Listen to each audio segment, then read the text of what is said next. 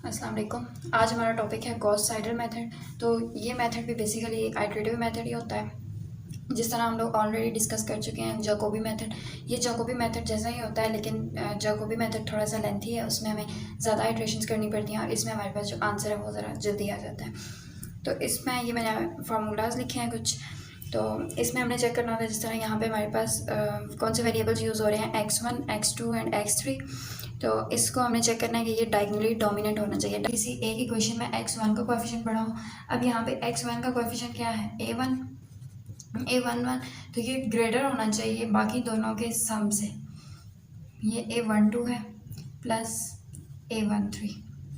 इसी तरह हम सेकंड में चेक करेंगे तो x2 का कोएफिशिएंट क्या है, a22, ये ग्रेटर होना चाहिए x3 के कोएफिशिएंट और x2 के कोएफिशिएंट से, जो कि है a12 एंड a23।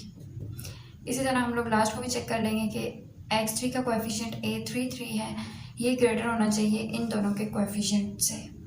इक्वल भी हो सकता है लेकिन ग्रेटर हो तो ज़्यादा बेहतर है, प्लस a32।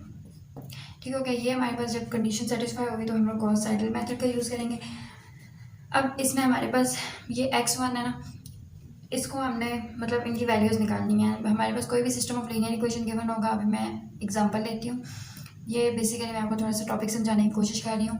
x1 की जब हम फर्स्ट आइटरेशन लेंगे तो ये हमारे पास कोई भी कांस्टेंट नंबर होगा, बाकी सारी एक्स्ट्रा वैल्यूज़ को उधर ले जाएंगे, यहाँ पे सिर्फ x1 को छोड़ देंगे और इसका जो कोएफिशिएंट होगा उसके साथ हम लोग डिवाइड करा देंगे, क्योंकि हमारे पास डिवीजन में जितना नंबर बड़ा हो उतना हमारा आंसर जल्दी आ जाता है। इसी तरह हम लोग यहाँ से x2 को यहाँ पे रख लेंगे, बाकी दोनों रिमेनिंग वैल्यूज़ को दूसरी साइड पे ले जाएंगे।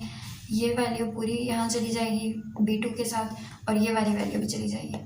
और इसी तरह ये जो इसका कोएफिशिएंट है उसके साथ हम लोग इसको डिवाइड करा देंगे।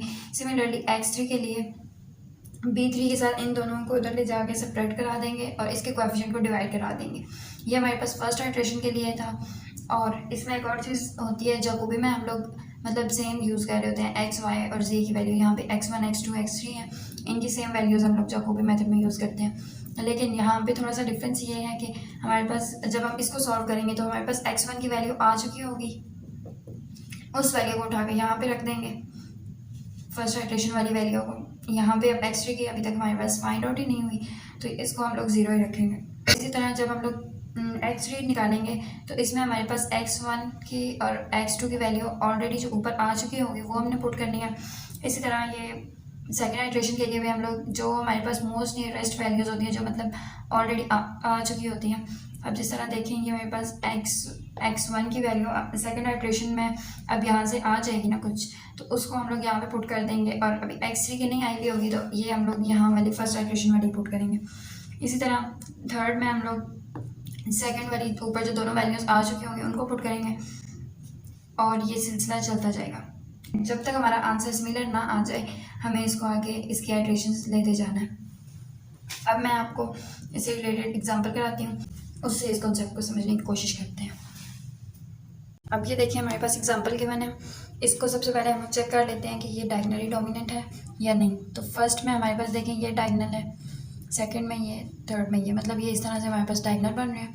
अब हमने चेक करना है कि mod of x is greater than mod of y plus mod of z। Similarly हम लोग यहाँ से y का लेंगे, mod of y is greater than mod of x plus mod of z। Mod का मतलब होता है कि नेगेटिव को भी ये पॉजिटिव कर देता है। सिमिलरली z को हम लोग चेक करेंगे तो ये आ जाएगा mod of 10 is greater than mod of 3 plus mod of 2 minus 2। ये हमारे पास डायगोनली डोमिनेंट है। ये अब हम इसकी इक्वेशंस बना लेंगे। अब यहाँ पे देखें कि हमारे पास ये तो 0 0 यूज़ होती है ना इनिशियल वैल्यूज़। अब यहाँ पे हमारे पास y की मैंने इसको अरेंज कर लिया। यहाँ पे x बड़ा था, मुझे फर्स्ट आइटरेशन लेनी थी तो 9 इधर ही रहा। यहाँ पे मैं दूसरी साइड पे ले गई 2y को और z को भी उधर ले गई, और जो हमारे पास x का कोएफिशिएंट था उसके साथ हमने डिवाइड करा दिया। अब मैं इसमें वैल्यूज़ पुट करती हूँ क्योंकि x y नॉट और z नॉट तो मेरे पास 0 होंगे, तो इसको सॉल्व करने से मेरे पास क्या आ जाएगा 9/10, क्योंकि ये 0 के साथ मल्टीप्लाई होकर 0 हो जाएंगे, जो कि अप्रॉक्सीमेटली इक्वल होता है 0.9 के। अब इसी तरह मैं y1 को चेक करती हूँ, लेकिन इसमें हमारे पास z तो 0 होगा, लेकिन x1 की ये वाली वैल्यू यहाँ पे यूज़ होगी। तो ये मेरे पास हो जाएगा 1/10 इंटू -22 -0.9 प्लस 0। इस सब को सिंप्लीफाई करने से मेरे पास आंसर आ जाएगा -2.29। ये चीज़ आ गई। अब हम इसकी तरफ आते हैं। इसमें x1 की और y1 की ये वाली वैल्यूज़ यूज़ होंगी, तो हमारे पास क्या आ जाएगा 1/10 इंटू 22 प्लस 2 इंटू, अब x1 की कौन सी वैल्यू थी 0.9 -3 इंटू y1 की क्या वैल्यू थी -2.29। इसको सिंप्लीफाई करने से मेरे पास आ जाएगा 3.067। ये मेरे पास z1 की वैल्यू आ गई। अब हमारे पास ये वाली तीनों वैल्यूज़ आ चुकी हैं, ये z1 की, ये x1 y1 की और ये x1 की। इसके बाद हम लोग सेकेंड आइट्रेशन लेंगे। इसके लिए क्या हो जाएगा, ये फर्स्ट आइट्रेशन थी तो हमने 1 लिखा था, अब सेकेंड है तो 2 लिख देंगे। 1/10 इंटू 9 माइनस, अब यहाँ पे 2 इंटू y1 आएगा, y1 की क्योंकि हमारे पास ये वाली वैल्यू आ चुकी है, माइनस z1। देन हमारे पास y2 का फॉर्मूला क्या होगा, यहाँ पे अब x1 था ना और z0 था, तो यहाँ पे x2 हो जाएगा क्योंकि ये वाली वैल्यू हमारे पास पहले आ जाएगी। तो ये हो जाएगा 1/10 into -22 minus x2 plus z1। अब हो जाएगा z की सेकेंड आइट्रेशन के लिए 1/10 into 22 plus 2x2 minus 3y2। अब यहाँ पे हम लोग सिंपली वैल्यूज पुट करेंगे तो देखते हैं हमारे पास क्या रिजल्ट्स आते हैं। यहाँ पे मुझे सिर्फ y1 की जगह पे y1 की वैल्यू पुट करनी है, 1/10 इंटू 9 माइनस 2, अब y1 की वैल्यू को मैं ब्रैकेट में कर देती हूँ, -2.29 माइनस 3.067। इस सब को जब मैं सिंप्लीफाई करूँगी तो मेरे पास फाइनल रिजल्ट आ जाएगा 1.0513। ये मेरे पास वैल्यू आ गई सेकेंड आइट्रेशन की x के लिए। अब इसी तरह हम लोग y के लिए निकालेंगे तो 1/10 इंटू -22 एज इट इज़ रहेगा, यहाँ पे अब x2 की ये वाली वैल्यू यूज़ होगी, -1.0513 प्लस z1 की वैल्यू थी 3.067। इस सब को सिंप्लीफाई करने से मेरे पास y2 का आंसर आ जाएगा -1.99843। अब इसी तरह हम लोग z2 की वैल्यू निकाल लेते हैं। ये आ जाएगा 1/2 into 22 plus 2 into 1.0513 minus 3 into ये वाली x2 की वैल्यू जो ऊपर आ चुकी है, ये हमारे पास हो जाएगा -1.99843। इस सब को जब मैं सिंप्लीफाई करूँगी तो मेरे पास z2 की वैल्यू आ जाएगी 3.009789। अब ये हमारे पास फर्स्ट और सेकंड आइट्रेशन की आ चुकी हैं वैल्यूज़। अब हम लोग थर्ड आइट्रेशन की तरफ मूव करते हैं। अब इसी तरह थर्ड आइट्रेशन के लिए हमने इन सबको अरेंज कर लेना। थर्ड आइट्रेशन के लिए जिस तरह सेकंड में हमारे पास y की फर्स्ट आइट्रेशन की यूज़ हुई थी ना वैल्यू, और z की भी फर्स्ट की, तो अब थर्ड में मतलब एक स्टेप पीछे वाली वैल्यू यूज़ होगी। तो इसको सॉल्व करने से मेरे पास आ जाएगा 1/10 इंटू 9 प्लस 2 इंटू y2 की वैल्यू क्या है 1.99843 माइनस z है ना, तो z3 की वैल्यू क्या थी, ये वाली 3.009789। इन सबको हम लोग ऐड अप कर लेते हैं तो हमारे पास आंसर आ जाएगा 0.999870। इसी तरह आप y2 की वैल्यू निकालें,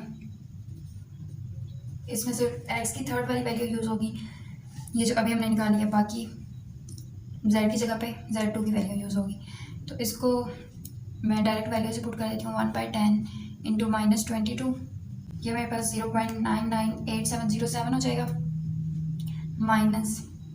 अब मुझे z की कौन सी वैल्यू लेनी है जो पीछे आई हुई है। अब z की मेरे पास ये वाली वैल्यू थी ना, जेड की सेकेंड आइट्रेशन की। तो ये वाली मैं पुट कर देती हूँ 3.009789। तो इस होल का आंसर जो है वो मेरे पास आ जाएगा, ये थर्ड आइट्रेशन है ना, तो y3 का आंसर मेरे पास क्या आ जाएगा 1.99889 आगे नंबर। अच्छा, इसी तरह हम लोग Z3 की निकालेंगे, इसमें x3 और y3 की वैल्यूज़ यूज़ होंगी। तो ये हमारे पास आ जाएगा 1/10 into 22 minus 2 into 0.998707 minus 3 into 1.99889। ठीक हो गया। अब इस सब को सिंप्लीफाई करने से मेरे पास रिज़ल्ट आ जाएगा 2.99948। इस तरह से मेरे पास आंसर आ रहा है। अब आप अगर ध्यान दें तो फर्स्ट आइट्रेशन में हमारे पास वैल्यू आई थी 0.9, ये अप्रॉक्सीमेटली 1 के इक्वल है। यहाँ पे -2.29 आई थी, ये अप्रॉक्सीमेटली इक्वल है -2 के, ये अप्रॉक्सीमेटली इक्वल है 3 के। अब इसी तरह x2 को चेक करें तो ये मेरे पास अप्रॉक्सीमेटली इक्वल टू 1 है, ये अप्रॉक्सीमेटली इक्वल टू 2 है और ये अप्रॉक्सीमेटली इक्वल टू 3 है। इसी तरह यहाँ पे भी चेक कर लेते हैं तो ये 1 के इक्वल आ रही है, यहाँ पे साइन माइनस का लगा हुआ है। y3 की वैल्यू अप्रॉक्सीमेटली इक्वल टू -2 आ गई, z की वैल्यू मेरे पास आ गई अप्रॉक्सीमेटली इक्वल्स टू 3। अब हमने चेक करना है कि ये भाई जो वैल्यूज़ हमने निकाली हैं ये सही भी हैं या नहीं। तो कोई भी इन तीनों में से कोई भी एक लीनियर इक्वेशन आप ले लें। मैं फर्स्ट वाली ले लेती हूँ। x की वैल्यू हमारे पास ये है ना, y की वैल्यू हमारे पास -2 है और z की वैल्यू हमारे पास 3 है। यहाँ पे हमारे पास 10 इंटू एक्स की वैल्यू 1 रखें प्लस 2 इंटू वाई की वैल्यू -2 रखें प्लस z की वैल्यू 3 इज इक्वल्स टू 9। ये हमारे पास आ जाएगा 10 - 4 प्लस 3 इज इक्वल्स टू 9। इसको मैं करूँगी तो ये 13 - 4 इज इक्वल्स टू 9, तो ये मेरे पास 9 इज इक्वल टू 9 आ गया। जब ये हमारी दोनों साइड सेटिस्फाई कर जाएंगी, मतलब इक्वेशन इक्वल आ जाएगी, तो वो इसका मतलब होगा जो हमने वैल्यूज़ निकाली हैं वो बिल्कुल ठीक है। तो इसलिए हम लोग लिखते हैं कि hence the values are x is equal to 1, y is equal to -2 and z is equal to 3। फिर एंड पे ये चेक करने के लिए किसी भी एक इक्वेशन को लेके आप चेक कर सकते हैं कि ये जो आपने आइट्रेशंस की हैं वो ठीक भी हैं या नहीं। तो इससे पहले हमने जैकोबी मेथड पढ़ा था, उसमें हमारे पास आंसर 6-7 आइट्रेशंस के बाद आ रहा था, लेकिन इसमें अब आप ध्यान दें, इसमें सेकंड थर्ड आइट्रेशन में हमें पता चलना शुरू हो जाता है कि आंसर जो है वो किसके अप्रोक्सीमेटली आ रहा है। तो ये था हमारा आज का लेक्चर। आई होप आपको समझ आ गई होगी। कोई भी क्वेश्चन हो तो कमेंट बॉक्स में पूछ सकते हैं।